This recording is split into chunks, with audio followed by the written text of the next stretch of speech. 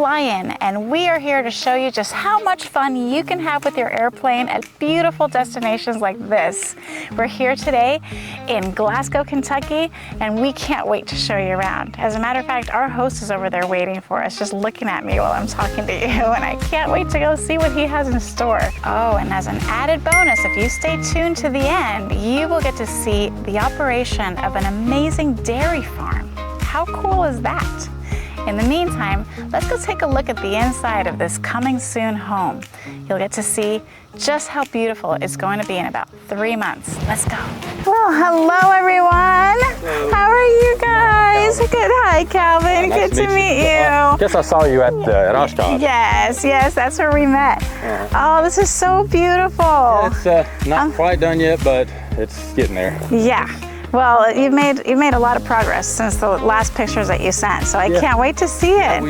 I'm just looking out at this strip. It's so beautiful.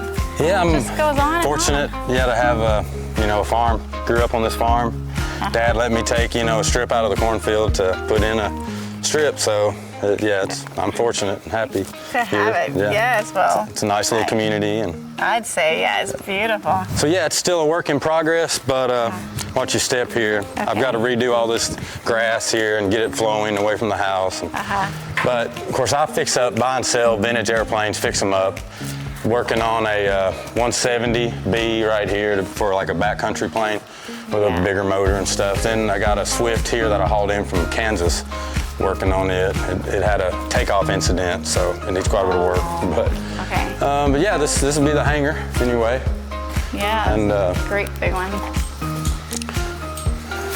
You have lots of toys in here. Yeah, I like vintage Honda motorcycles as well. So, but then like I said, still a work in progress. But the bathroom, this will be the downstairs guest bathroom. Okay. Getting ready to get it tiled hopefully next week. Yeah. And then we got a guest bedroom down here. This will be the kitchen area and living room. So what I had in mind for kind of to make it a social place for fly-in people. Yeah. Just like here when my buddies fly in, I'll open the the door here into the living room and have a fire pit out here. Yeah. Have a good place to host people. Buddies fly in with their planes and, have the living room and TV, whatever. I love it. So you just bring the outside in. What a great idea. Yep. And eventually I'm wanting to build a big lake or a huge pond, small lake down here where you can maybe land float planes. But that's a couple, 2 or 3 years away. Yeah, well, for now you got a beautiful landing strip. Yeah, it's coming. Yeah, at least I got the landing strip for now, and then hopefully a couple years I'll have a big body of water down there. Yes, a body of water for landing. Awesome. But yeah, this is, living room and all the downstairs. Then we have the master bedroom, bath, and closet upstairs. Okay. So. And then the structure that looks like a tower, what's in there? Is that where? That'll be the master suite upstairs. That's the master. Oh, that looks beautiful. And it'll be, right up here, so. So yeah, here's the master suite with the bedroom, bath, and closet. So yeah, here's the master bath. We have the toilet will be here, the vanity and everything, and then the walk-in shower. So. You're ready to go. You just need to tile it. Hopefully get the kitchen and the bathroom downstairs anyway going ASAP, just so I can use it. And of course, this is nice here. Have the view, looking out over the airstrip and everything. And that's beautiful. But yeah, so you can watch, your friends fly in and hopefully have a little lake down there to put some float plane or something. Yes, how fun is that? That's the goal. I'm sure you're gonna have a deck here. Yeah, there'll be on these 3 sides. There'll be a balcony walk around. Like a walk around. So you can step out here and drink your coffee in the morning and whatever, nice view. Yeah, why not a deck? Why settle for a balcony when you can have a big, beautiful deck out here, right? Yeah. And just get to enjoy all that green. Oh, so beautiful. Yeah, the bed will be here. And, but yeah, it's. What a blessing. So you have you have this beautiful master suite. You have the guest bedroom downstairs. So, you know, four people could be here. Yeah, it'll be, you know, this will sleep, you know, 2, I guess. Downstairs will sleep 2. And then maybe I'll probably have some more provisions for, you know, a couple kids or something. That's what I have actually a little room I built up in the top of my hangar, like a little bonus bedroom, you know, for a kid or something. So I don't know if that'll really be, you know, incorporated in it or not, but it's. So judging by what I see here, it looks like you're about maybe, under 3 months away. Yeah, should be. Yeah, so probably by the end of the summer you'll have it already. Yeah. Well, we're gonna have to come back. Yeah, sure. In the fall, come back. You're welcome to stay a night if you want or whatever. So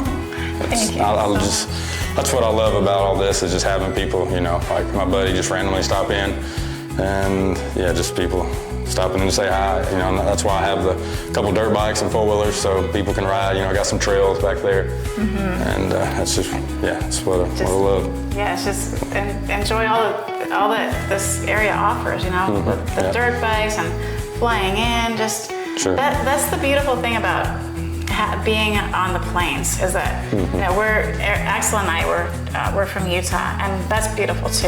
Everything has its pros and cons, but being on flatland, you just go and go and go and just you can just go on forever, and you don't have to deal with all these other, you know, with weather and freezing, and well, you do have to deal with freezing here in the winter too, but I love of course I love this idea of flying, but I've traveled buying and selling little planes all over the country, and I usually am on a budget, or you know, especially in the early days, you know, buying a $9,000 or $10,000 plane, getting it back, you know, cleaning it up, trying to make a little money on it. But I'd always stay, you know, I love the FBOs out west that have all the little lounges you can sleep in, you know, some of them have showers and the whole 9 yards. Right. But I just love it, and I backpacked all over the world too, and I was in couch surfing. Do you hear of that back in the day? No. It's a website you may have if you're from Germany.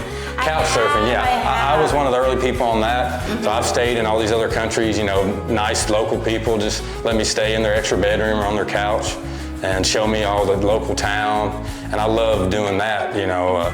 Actually, the first, I guess, overnight guest I've had here was about 3 weeks ago. I had an Argentinian pilot buddy that was in the States, you know, traveling around. So him and his buddy stopped in here and stayed a couple nights with me. I love, you know, hosting people. I love being hosted when I travel. So especially hosting pilots. You have this instant bond, you know, instant camaraderie, just something to talk about, something in common, and this passion for aviation that we all share. Right. So it's just lovely. So upstairs here we have my little bonus bedroom. I guess I made. And it's cozy, you know, it's great for a kid or something. But or like a teenager, like we were talking about. They'd love to have their own private space, you know. All right, let's go take a look. Yeah, check that out. So I insulated it pretty good because, you know, it's warm up in these hangar lofts. Right. But, you know, I have kind of tight right here. I haven't adjusted the door yet. But, look at that. But yeah, it's just a tiny little, you know, I got to do some trim too. I got to do the trim for the window and for the walls. But somebody would love to stay here. Yeah, it's like I said, perfect for kids. Yeah, I'm putting a little TV right there, you know, so I have a TV. And then I'm going to get a little AC some kind of AC unit for the summer. Yeah, they'd love that. You have so many toys here. Oh my goodness, people could go crazy. Yeah, I do like the old Hondas and KTMs, but I have a few of them, you know, for people that fly in so they can ride around the farm. Oh, how neat. You know, that huge propeller, what does that come off of? Oh, well, that is a test club for a World War II fighter, like a Corsair. They would put that on there to ground run it, and the big fans, you know, the 4 big prop blades, that while they're so short and thick, is to just cool the radio engine, you know, that it would have on it. So that's just the test run like a TBM Avenger or a Corsair fighter or something. So this is a gunner turret out of a TBM Avenger, and I got it out of an old man's collection in California that had a little private museum. Hauled it in here and actually ended up a few months ago trading the door out of it. So you have a door that went in here to lock into place. Right. And evidently those are really hard to get in the warbird community. So I picked up a plane a few months ago up in Indiana, and there's a shop there that restores TBM Avengers, and I went and looked at the guy's Avenger, and I was like, I've got one of these turds too, and he's like, really? And I'm like, yeah, and he's like, do you have the door for it? I'm like, yeah, it's got a door. So he's like, man, we can't find those. He said there's 2 or 3 flying, you know, Avengers that have homemade plexiglass doors. I'm like, he said, would you be open to selling that or trading it? I'm like, sure, especially if it'll go toward, you know, going to fix up an actual World War II plane. To restoring. I don't need, I don't need that in my garage. So I traded him out of the door for this. I shipped it to him, and he gave me that big test club back there that, you know, you ground run big engines on. Like, that's beautiful.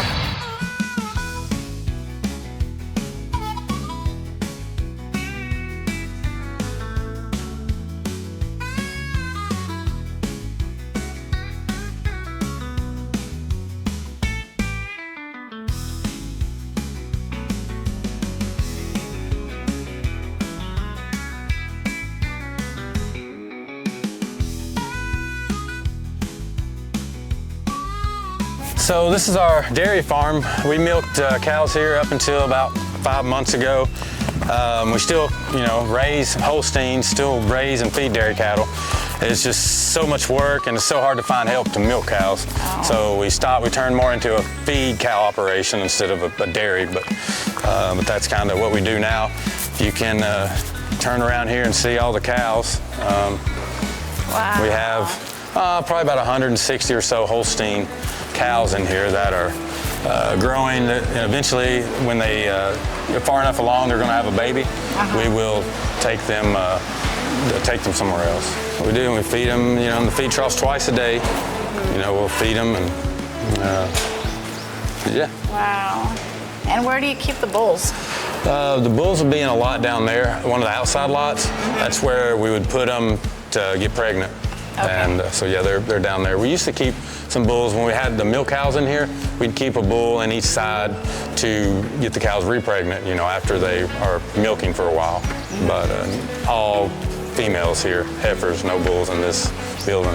So all of this is that wet hay that we saw bundled up over there. Well, yeah, we've got some winter wheat that we wrap kind of wet, and then that ferments over time and makes a really good feed that the cows like. This is corn silage mainly with some hay mixed in with there's other, you know, minerals and things you add to it for the ration for the cows. But yeah, that's the feed we make twice a day for them. Very interesting. I'm learning so much today. And then so there's this whole thing with the cows. You have this operation. You have the corn operation. We grow most all of our tillable ground and corn to do corn silage. So we have a chopper and we chop. That's different than like grain. You know, grain farmers that, you know, actually, you know, just get the kernels of corn. Right. We do the whole plant and chop it up, and that, you know, makes a lot of feed because cows eat a lot, and you have a couple hundred milk cows in here that eat a lot, you know, every day. So you need a lot of bulk feed, you know. So you're raising the corn mainly for the cows then? That's, yeah. We, of course, when we were milking, you know, 85, 90% of the corn we raised went right to our dairy cows. Now that we're not milking, we're just kind of feeding cows.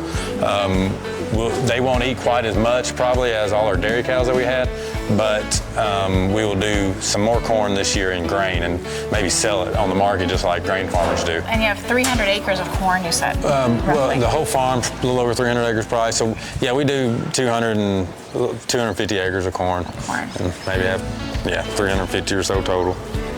That's quite a bit. That's a lot of work, you said. It's just very time consuming, you know. Whoever that's milking the cows and whoever takes care of everything else gets up, you know, it's got to be here at, you know, 1 a.m., 12:30 a.m., 1 a.m.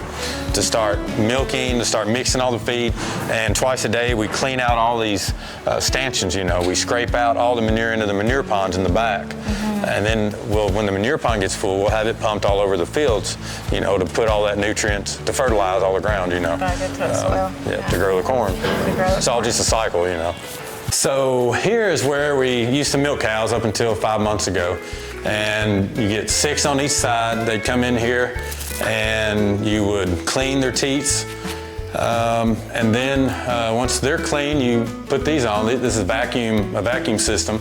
runs these, and you just clean the cow's teats, put that on, and there's an automatic takeoff where it senses if the milk, when they're kind of about done, right. Just kind of to a trickle, then it'll shut the vacuum off and it'll suck it back up and retract it back up off the cow. It'll kill the vacuum and suck the milkers off the cow back up here. And that's kind of where it sits. And then, so you can see here, this is how you put it, after you're done milking, you put all these on, and that cycles all the cleaning, fluid, cycles through the whole system, cleans out all the lines and everything, disinfects everything. That's what all this is for. But then you just, put those on the udders, So the cows come up, they're up here. And this is sunken, obviously, so you're not having to do it's this. just so, it's just kind of, and actually, as you can see, when we built this probably, 30 years ago, it wasn't built deep enough and you were having to lean over too much. So we came in here with a jackhammer and took the floor out another 6 or 7 inches to get it kind of the right height, where you clean the cow's udder, Clean the cows. Yep. Yeah. So, because, you just don't want to be bending down here, and whatever, so. So interesting. Yeah. Wow. That's, I've never seen that's the holding pen. You bring them from the freestall where they sleep and eat, bring them in here, and then work them in 6 at a time on each side. You milk them. So 6 at a time, but you had 2 people. Well, 1 or 2. 1 can run it, but the last people that milk for us is a husband and wife kind of team. Yeah. So they would come in here and do it together. So she would help him. Yeah. But still, even one person can run all. Yeah, because you stagger it. You get all these 6. You clean their udders, clean their teats, get them started. Then you go over here, get 6 more in over here, clean their udders, put the milkers on, and when you get these started, a lot of those are starting to get done. So once they get done, it pulls back up here, and you can then dip them. They have a post-milk dip, which is just kind of like a salve, however you say it, salve, whatever. That kind of protects, keeps the teats moisturized and whatever, so. Okay. But, very, very cool. Yeah, Thank you so much for teaching me. I can't believe that I got to see a dairy farm. We've been talking about warm milk for days. Yeah, hope you don't mind the smell, but it's... It was amazing, and I can't wait to take you up on that, coming back over here and having some freshly made warm. Well, yeah, get some warm milk, or we got, our own meat too, so we can do some burgers from the, local burgers, whatever. There you go, I'd love that. So thank you so much for being with us. I know that you have to run, and we probably should get going too before the weather catches up with us. It's been crazy trying to stay ahead of the weather, but I really appreciate the time that you gave us, and I love seeing the progress that you've made on the house. So it's been slow, but yeah, I'm about there. So yeah, I can't wait to have some people fly in and hang out and whatever. So. Yeah, just a few more weeks to get there. But I'd love to see you again, Cal. We're going to Oshkosh. Or to see you again. Yeah, I hope to be back at Oshkosh, so I'll see you. You gonna set up the same deal there? Yes, but we're going to be in Hangar C this time. Oh, okay, inside. So the big hangar. Okay. Yes, so we're excited to be there. So we'll see you there. All right, well, thank you guys for coming out. Yeah, safe flight. Yeah, further. My pleasure. See you later. See you later. All right. Thank you for joining us at another amazing fly-in destination. We're here in Glasgow, Kentucky, and we are just loving it. We just met with our wonderful host. We got to see his beautiful property, 300 acres, right in the middle of lush greenness. It's just such a beautiful part of the country. Join us on more adventures like this. Subscribe to our channel and be part of our journey across America. We're going to all of these beautiful places, and you get to come along for the ride. Better yet, you can go on your own adventure. You can visit all of these beautiful destinations that we have, just like this one on flyin.com. We'd love to see you there. And join us on our next video.